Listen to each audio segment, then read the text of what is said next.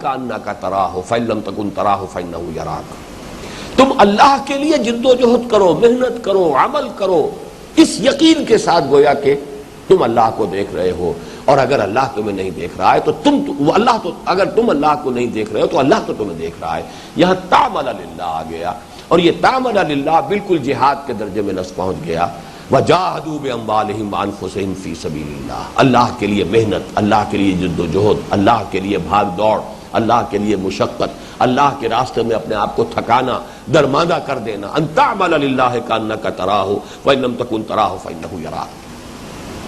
یہ جو دو الفاظ اس روایت کے اندر عبداللہ ابن عمر رضی اللہ تعالی عنہما کی روایت میں ان تخشى اللہ کأنک تراہ فإن لم تکن تراہ فإنہ یراک، عبداللہ ابن عباس رضی اللہ تعالی عنہما کی روایت میں ان تعمل للہ کأنک تراہ فإن لم تکن تراہ فإنہ یراک۔ آپ ان تینوں الفاظ کو جمع کر لیجئے، دیکھیے مفہوم ایک ہی ہے، لیکن یہ کہ چونکہ لفظ عبادت ہمارے ہاں محدود ہو گیا، اس کا تصور اور اس کا جو بھی مفہوم جو ہے لوگوں کے ذہنوں میں، لہذا صرف لفظ تعبدہ کے اندر وہ مغالطہ ہو سکتا تھا۔ تعمل للہ، تخشى اللہ، خشیت اگر ہے تو ہر معاملے کے اندر ظاہر ہو جائے گی۔ اس طرح اللہ کے لیے بھاگ دوڑ، اللہ کے لیے محنت، اللہ کے لیے جان کھپانا، جان ماری کرنا، جان فشانی کرنا، سرفروشی کرنا، یہ سب آ گیا تعمل للہ کأنک تراہ فإن لم تکن تراہ فإنہ یراک۔ اب چوتھا سوال آیا، قال فاخبرنی عن الساعہ،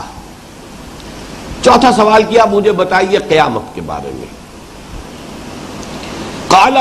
ما المسئول عنہا بعلم من السائل، حضور نے جواب دیا جس سے پوچھا جا رہا ہے اس کے بارے میں وہ جاننے والے سے زیادہ جاننے والا، پوچھنے والے سے زیادہ جاننے والا نہیں ہے۔ اچھا، اگر اس کو آپ جوڑ لیجئے اس واقعے کے ساتھ کہ بعد میں آپ نے فرمایا کہ میں نے نہیں پہچانا تھا کہ یہ جبرائیل ہے، تو گویا کہ آپ نے عام انسان سمجھا، تو یہاں حضور نے قیامت کے بارے میں اپنی لا علمی کو عام انسان کی لا علمی کے برابر قرار دیا۔ البتہ اگر وہ حصہ سامنے نہ ہو تو ایک امکان ہو سکتا ہے کہ حضرت جبرائیل بھی واقف ہو، حضور بھی واقف ہو، لیکن کسی وجہ سے حضور بتانا نہ چاہتے ہو، اور یہ گویا کہ ایک طرح کا جس کو کہا جائے کہ ایک حکمت بھرا جواب ہے کہ بتانا چاہا نہیں ہے۔ جو پوچھنے والا ہے جتنا کچھ وہ جانتا ہے اتنا ہی وہ جانتا ہے جس سے کہ پوچھا گیا ہے۔ یہ جواب جو ہے لفظاً ذو معنیین ہو سکتا ہے کہ نہ پوچھنے والے کو پتا نہ جس سے پوچھا جا رہا ہے اس کو پتا، یا یہ کہ جتنا کچھ پوچھنے والے کو پتا ہے اتنا ہی جس سے پوچھا جا رہا ہے اس کو پتا ہے۔ یہ دونوں امکانات موجود ہیں لفظاً، ما مسئول عنہا بعلم من السائل، جس سے پوچھا جا رہا ہے۔ حالانکہ یہی جواب تو حضور پہلے بھی دے سکتے تھے، اگر تو حضرت جبرائیل کو پہچانا ہوتا تو یہی جواب دیتے پہلے بھی کہ جبرائیل کیا کر رہے ہو، کیا مذاق کر رہے ہو، مجھ سے کیا سوال کر رہے ہو، تم سب جانتے ہو اسلام کیا ہے، تمہیں معلوم ہے۔ لیکن حضور نے نہیں پہچانا۔ میرے نزدیک روایت کا وہ حصہ جو ہے ان روایات کا جس میں کہ وضاحت کر دی گئی کہ حضور نے فرمایا کہ یہ پہلی مرتبہ ہوا ہے کہ جبرائیل آئے اور میں پہچان نہیں سکا، اور آپ نے اندازہ کیا اس پر جب کہ آپ نے کہا کہ اسے لوٹاؤ، واپس لاؤ، اور جب تلاش کرنے پر کہیں نہیں ملے تو آپ کو خیال آیا او ہو یہ جبرائیل تھے جو اللہ تعالیٰ نے جنہیں خاص طور پر اس لیے بھیجا تھا کہ تمہیں تمہارا دین سکھائیں، دین کے ایک بہت بڑے مسئلے سے واقف کر دیں، جبکہ تم نے خود سوال نہیں کیا۔ اب یہاں جو ہے یہ بات واضح ہو جاتی ہے کہ قیامت کا علم وہ ہے کہ جو اللہ کے سوا کسی کو حاصل نہیں، نہ حضور کو صلی اللہ علیہ وسلم اور نہ ہی حضرت جبرائیل کو علیہ الصلوۃ والسلام۔ قال فاخبرنی عن اماراتها، اب انہوں نے یوں کہہ دیجئے کہ پانچواں سوال کیا، تو پھر مجھے اس کی کچھ علامتیں بتا دیجئے، کچھ نشانیاں بتا دیجئے۔ اس میں جو تین نشانیاں آئی ہیں، قال ان تلد الامۃ ربتها، یہاں ربها اگر کہا ہے تو غلط لکھا ہے تو غلط لکھا، ربتها تا اس میں ایڈ کر دیجئے کہ جننے لگے لونڈی اپنی مالکہ کو۔ اس کا مفہوم کیا ہے؟ جبکہ اولاد اتنی سرکش ہو جائے گی کہ بیٹیاں ماؤں پر حکومت کریں گی۔ ان تلد الامۃ ربتها، جنا ہے ماں نے بیٹی کو، لیکن بیٹی بن گئی ہے مالکہ ماں کی۔ اس میں اصل بات کیا ہے کہ اتنی سرکش اولاد ہوگی کہ مائیں اپنی بیٹیوں سے ڈریں گی کچھ کہتے ہوئے کہ میں نے اگر کچھ کہہ دیا تو پتہ نہیں پلٹ کر کیا جواب دے دیں گے، جیسے کہ کنیز ڈرتی ہے اپنی مالکہ سے، کچھ بول نہیں سکتی۔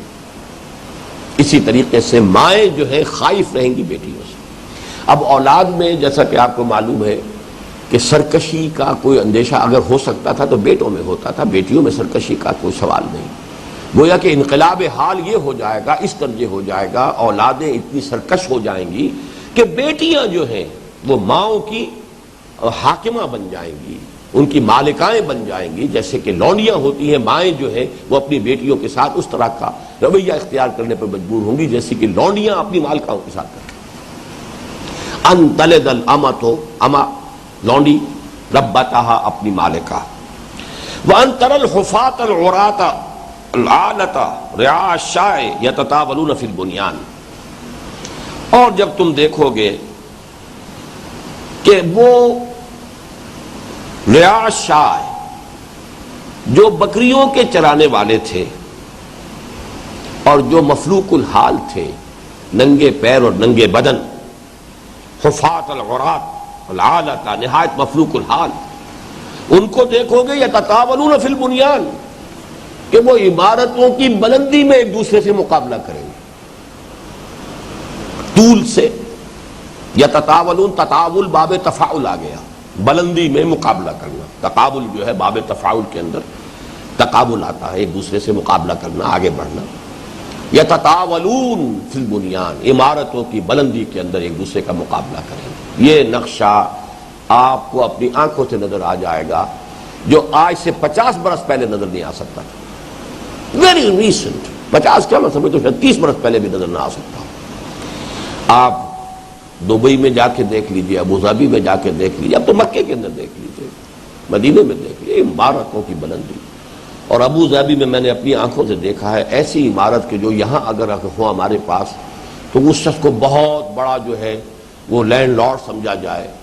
اور اس کو صرف اس لیے گرایا جا رہا تھا کہ اس کے سامنے اس کے ساتھ ایک ایسی عمارت بن گئی تھی جو اس سے اونچی تھی،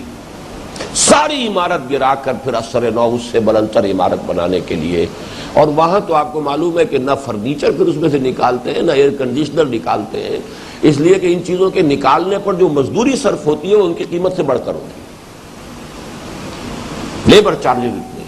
لہذا وہ جب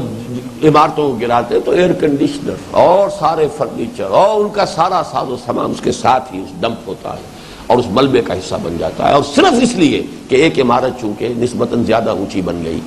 اور اس شخص کے لیے یہ ناقابل برداشت بات تھی، اس نے اس سے اوپر کی عمارت بنانے کے لیے اس ساری عمارت کو ملیا میٹھی۔ یہ احادیث، یہ جو حدیث کے اندر دو علامتیں آئی ہیں، یہ تو بتمام و کمال ظاہر ہو چکی ہیں، ان میں تو کسی شک و شبے کی گنجائش نہیں رہی۔ وَأَن تَرَى الْحُفَاةَ الْعُرَاةَ الْعَالَةَ رَعَاءَ الشَّاءِ يَتَطَاوَلُونَ فِي الْبُنْيَانِ ثُمَّ انطَلَقَ۔ اب اس کے بعد کا آخری حصہ وہ ہے کہ پھر وہ صاحب چلے گئے، وہ شخص چلا گیا، فَلَبِثْتُ مَلِيًّا، میں اسی شش و پنج میں رہا کہ یہ معاملہ تھا کیا، کون تھے یہ سائل، کون تھا۔ ثم قال لی، اور یہ میں بتا چکا ہوں کہ یہ 3 دن کے بعد پھر حضرت عمر کی ملاقات حضور سے ہوئی ہے، تو حضور نے دیکھا ہوگا کہ ابھی تک عمر شاید واقف نہیں ہے کہ یہ واقعہ کیا تھا، شش و پنج میں ہے، چہرے پر آثار ہوں گے کچھ الجھن کے، تو یا عمر اتدری من السائل، تمہیں نہیں معلوم عمر کہ تمہارے علم میں یہ بات نہیں آئی کہ یہ سائل کون تھا، اس روز کا واقعہ کیا تھا۔ قلت اللہ ورسولہ عالم قال فإنہ جبرائیل اتاکم یعلمکم دینکم، وہ جبرائیل تھے اور وہ آئے تھے تمہیں تمہارا دین سکھانے کے لیے، اور دین سے مراد جیسا کہ میں نے عرض کیا اہم بات یہی ہے، دین کی اصل حقیقت اسلام، ایمان، احسان، اور یہ 3 مراتب۔ ان میں سے پہلی چیز کی اہمیت جو ہے وہ ریاست اور معاشرے کی رکنیت اور اس کی شہریت کی بنیاد پر ہے، دنیا کا سارا نظام اسلام پر، آخرت کا سارا فیصلہ ایمان پر، اور جو دین کی بلند ترین منزل ہے اس کے لیے اصطلاح ہے احسان،